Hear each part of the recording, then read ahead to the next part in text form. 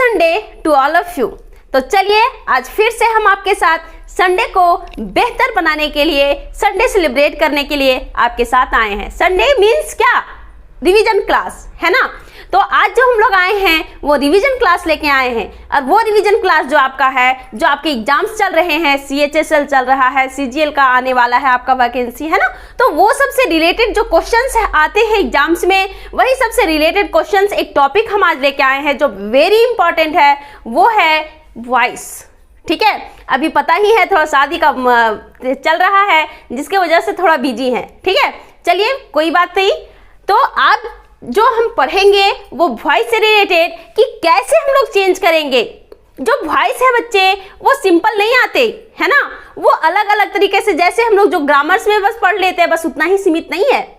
तरह तरह के आज जो है वो हम क्वेश्चंस आपके साथ लेके आए हैं, और उसी के ऊपर हम लोग चर्चा करेंगे। तो वॉइस के बारे में पढ़े थे, वॉइस के पार्ट्स के बारे में पढ़े थे, ये भी पढ़े थे कि किसका वॉइस चेंज होता है और किसका नहीं, है ना। तो जैसे भी हम लोग पढ़े थे कि जो ट्रांजिटिव वर्ब होता है उसी का सिर्फ वॉइस चेंज होता है, इन ट्रांजिटिव वर्ब का नहीं। ट्रांजिटिव वर्ब में भी ये बताए थे कि ट्रांजिटिव वर्ब किसको कहते हैं? जिसमें क्या हो? ऑब्जेक्ट। कहने का मतलब कि ऑब्जेक्ट के बिना उसका कंप्लीट सेंस नहीं निकलता है। ठीक है, तो हम मेनली ये बताए थे कि अगर वॉइस चेंज करना है तो उसमें मेनली जो ध्यान रखना है वो सब्जेक्ट का, वर्ब का और ऑब्जेक्ट का। अगर आप ये 3 आप फाइंड करना सीख गए तो बच्चे आपके लिए वॉइस बहुत ही इजी है। ठीक है, तो चलिए ये सारी बातें हम लोग प्रीवियस वीडियो में कर चुके थे। जो बच्चे हमारे प्रीवियस वीडियो को नहीं देखे होंगे वो पहले प्रीवियस वीडियो को देखेंगे, तभी समझ में आएगी। ठीक है, उसमें डिटेल से आपको बताया गया है। तो चलिए आज जो हम क्वेश्चंस लेके आए हैं वो कुछ न्यू क्वेश्चंस लेके आए हैं। ठीक है, कैसे हम सॉल्व करेंगे उस चीज को देखेंगे। चलिए, तो फर्स्ट जो क्वेश्चंस है उसमें हम कैसे एक्टिव से पेसिव में चेंज करेंगे, या कहीं कहीं ऐसा भी हो सकता है कि पेसिव में हो उसको एक्टिव में चेंज करना होगा।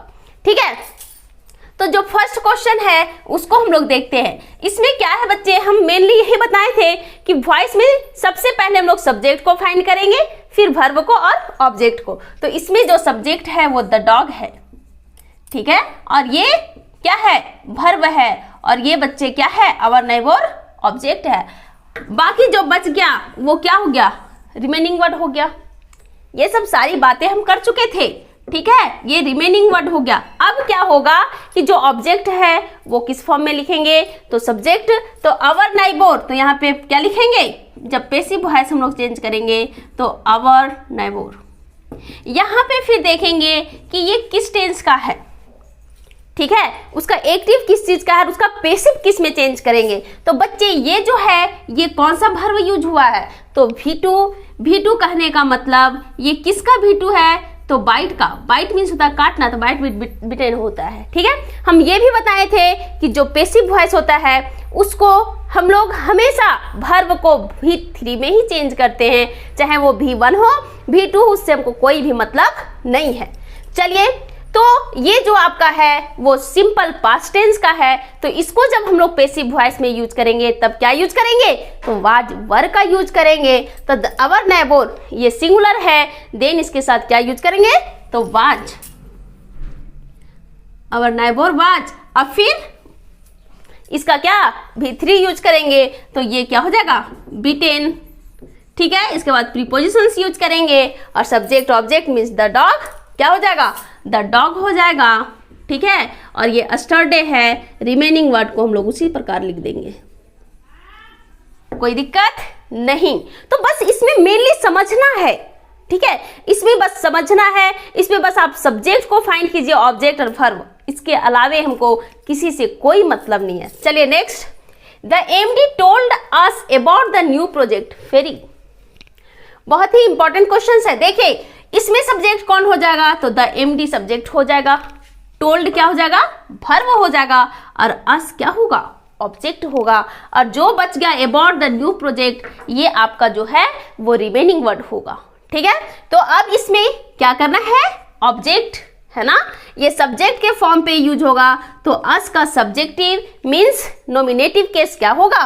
वी होगा, है ना। केस वाली बात बताए ना, नॉमिनेटिव केस, पॉसेसिव केस और ऑब्जेक्टिव केस। तो ये अस का जो नॉमिनेटिव केस है वो वी हो जाएगा, और यहाँ भी V2 यूज है। मीन सिंपल पास्ट में, तो ये भी हम लोग जब सॉल्व करेंगे क्या होगा, वाज वर, तो वी के साथ क्या लगेगा, वी वर। और टोल्ड किसका वर्ब फॉर्म है, तो टेल का V2 है, तो टेल का V3 भी क्या होता है, टोल्ड ही होता है, तो वी वर टोल्ड। ठीक है, जो रिमेनिंग वर्ड है उसको हम लोग लिख देते हैं अबाउट द न्यू प्रोजेक्ट। ठीक है, और बाय द MD। बात समझ में आई, कोई दिक्कत नहीं। जो रिमेनिंग वर्ड है, रिमेनिंग वर्ड को हम सेम वैसे ही राइट कर देंगे। ठीक है, चलिए नेक्स्ट, इसमें भी स्याली सब्जेक्ट हो जाएगा, गिव क्या हो जाएगा, वेरी गुड वर्ब हो जाएगा, और द बेगर जो है वो आपका ऑब्जेक्ट हो जाएगा। तो सेम ये भी क्या बनेगा, द बेगर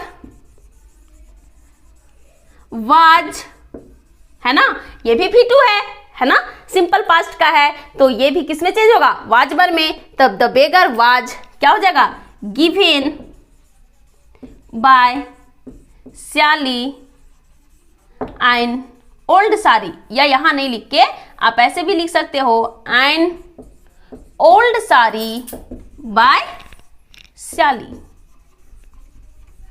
कोई दिक्कत बच्चे, देखिए कैसे सॉल्व कर रहे हैं, कहां हम लोग फाइंड कर रहे हैं ऑब्जेक्ट को, उस चीज पे ज्यादा गौर कीजिए। ठीक है, चलिए somebody stolen my car last week, तो ये भी somebody क्या हो गया, सब्जेक्ट, stolen verb और my car।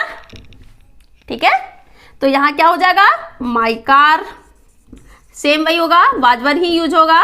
ठीक है, stolen, ठीक है, लास्ट वीक। देखो somebody रहे, the people रहे, है ना, someone रहे, तो आप जो है ऑब्जेक्ट के रूप में यूज कर भी सकते हैं लास्ट में, और नहीं भी कर सकते हैं। ठीक है, चलिए next, do they sell construction material, ये आपका जो आ गया वो इंट्रोगेटिव सेंटेंस आ गया। हाँ, इंट्रोगेटिव सेंटेंस वाला क्यों लिखे, ताकि आपको एक बार रिवाइज करवा दे। जो बच्चे डू डज इंट्रोगेटिव सेंटेंस होता है उसका पेसिव भी क्या किसमें चेंज होता है, तो उसका पेसिव भी जो आपका है वो इंट्रोगेटिव में ही चेंज होगा। ठीक है, ये डायरेक्ट इनडायरेक्ट स्पीच नहीं है। डायरेक्ट इनडायरेक्ट स्पीच में क्या करते थे, असर्टिव में चेंज करते थे, लेकिन इसमें वॉइस में ऐसा नहीं है, ये कंफ्यूजन बना रहता है बच्चों को। ठीक है, तो वॉइस में ऐसा नहीं है, अगर वो इंट्रोगेटिव सेंटेंस में है तो उसका जो पेसिव वॉइस है उसको भी इंट्रोगेटिव सेंटेंस में ही चेंज करते हैं। ठीक है, तो यहाँ देखिए ये क्या है, डू डज है, डू डज है ना, तो इसको किसमें हम लोग चेंज करेंगे, तो इज आर एम में चेंज करेंगे। उसमें भी करते थे ना, V2 V1 रहता था तो V1 या V5 रहता था तो उसका हेल्पिंग वर्ब क्या यूज करते थे, तो इज आर एम यूज करते थे। तो उसी प्रकार यहाँ डू डज है तो इज आर एम इसमें क्या करेंगे, पहले राइट करेंगे क्योंकि ये इंट्रोगेटिव है ना। तो इसमें चलिए पहले सब्जेक्ट फाइंड करते हैं। ठीक है, ये वर्ब और ये क्या हो गया, कंस्ट्रक्शन मटेरियल, ऑब्जेक्ट हो गया। तो ये ऑब्जेक्ट को हम लोग किस फॉर्म में, सब्जेक्ट के फॉर्म में लिखेंगे, तो कंस्ट्रक्शन मटेरियल के साथ हम लोग क्या यूज करेंगे, तो इज का यूज करेंगे, इज कंस्ट्रक्शन मटेरियल। हाँ, सेल का V3 तो सोल्ड हो जाएगा बाय देम। कोई दिक्कत, देखिए कितना सिंपल था, सिंपल है ना। तो इंट्रोगेटिव में कुछ भी नहीं करना है, बस आपको क्या करना है, चेंज वैसे ही करना है। लेकिन अगर इंट्रोगेटिव में है तो उसका पेसिव भी हमको इंट्रोगेटिव में ही चेंज करना है। ठीक है, चलिए next, teachers should be respected by us. देखिए बच्चे, ये आपका जो है वो पेसिव वॉइस में दिया हुआ है, इसका जो आपको चेंज करना है वो किस में चेंज करना है, तो एक्टिव वॉइस में चेंज करना है। ठीक है, तो इसका एक्टिव वॉइस में कैसे चेंज होगा, तो चलिए क्या करेंगे, ऑब्जेक्ट क्या हो जाएगा, यस वेरी गुड, सब्जेक्ट हो जाएगा, तो अस का क्या हो जाएगा, वी। अब देखिए यहां क्या है, शुड बी, शुड बी है तो उसका क्या हो जाएगा, सिर्फ शुड होगा, वेरी गुड, वी शुड।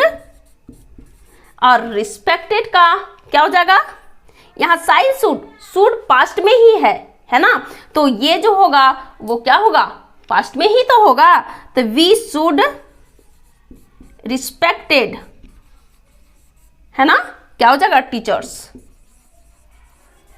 कोई दिक्कत, देखिए कैसे हम लोग एक पेसिव को एक्टिव, तो आपको क्वेश्चंस देखना होगा, वो आपको नहीं बताएगा कि ये पैसिव में है और ये एक्टिव में है। आपको खुद पहचानना होगा कि वो एक्टिव वॉइस में है या पैसिव में है। अगर एक्टिव में होगा तो उसको आपको पैसिव में चेंज करना होगा, और पैसिव वॉइस में होगा तो आपको किसमें, एक्टिव में चेंज करना होगा। तो इस चीज को आपको ध्यान से देखना होगा, ठीक है। चलिए, he gets up early morning, इसमें सब्जेक्ट तो मिल गया, वर्ब भी मिल गया। क्या ये आपका ऑब्जेक्ट है क्या?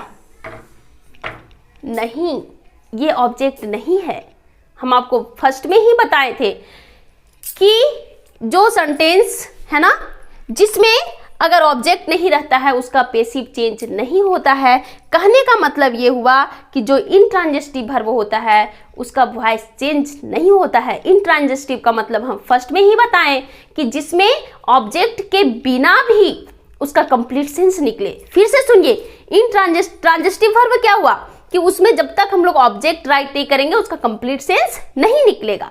लेकिन इंट्रांजिटिव वर्ब में जस्ट इसका उल्टा है कि अगर उसमें हम ऑब्जेक्ट नहीं लिखेंगे फिर भी उसका कंप्लीट सेंस निकलेगा। जैसा कि आपके एग्जांपल्स देख रहे हैं, he gets up early morning, इसमें ऑब्जेक्ट नहीं है बच्चे, फिर भी इसका कंप्लीट सेंस निकल रहा है कि नहीं निकल रहा है? हाँ, निकल रहा है। तो ये आपका जो है इंट्रांजिटिव वर्ब है। कहने का मतलब कि जिसका कंप्लीट सेंस विदाउट ऑब्जेक्ट निकले उसी को हम लोग क्या कहते हैं, इंट्रांजिटिव वर्ब कहते हैं। और इंट्रांजिटिव वर्ब का पैसिव वॉइस चेंज नहीं होता है।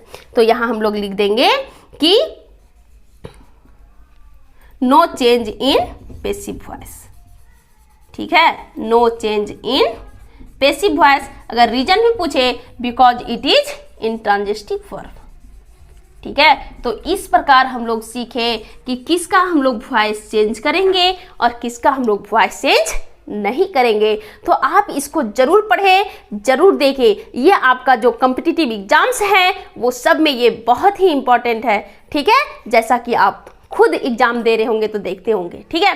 तो चलिए, हमारे साथ बने रहिए। आप हमारे चैनल से हर तरह के कॉम्पिटिटिव एग्जाम्स, आपके CHSL, CGL, जितने तरह के कॉम्पिटिटिव एग्जाम्स हैं, हर तरह के एग्जाम्स के लिए इंग्लिश की कोर्स करवाई जाएगी, ठीक है।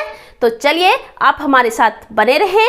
अखिल ऑनलाइन क्लासेस में आपका वेलकम है, और फिर हम लोग नए क्लास में नए जोश जुनून के साथ फिर हम आपके साथ नेक्स्ट क्लास में मिलेंगे, ठीक है। तब तक के लिए चलिए, बाय।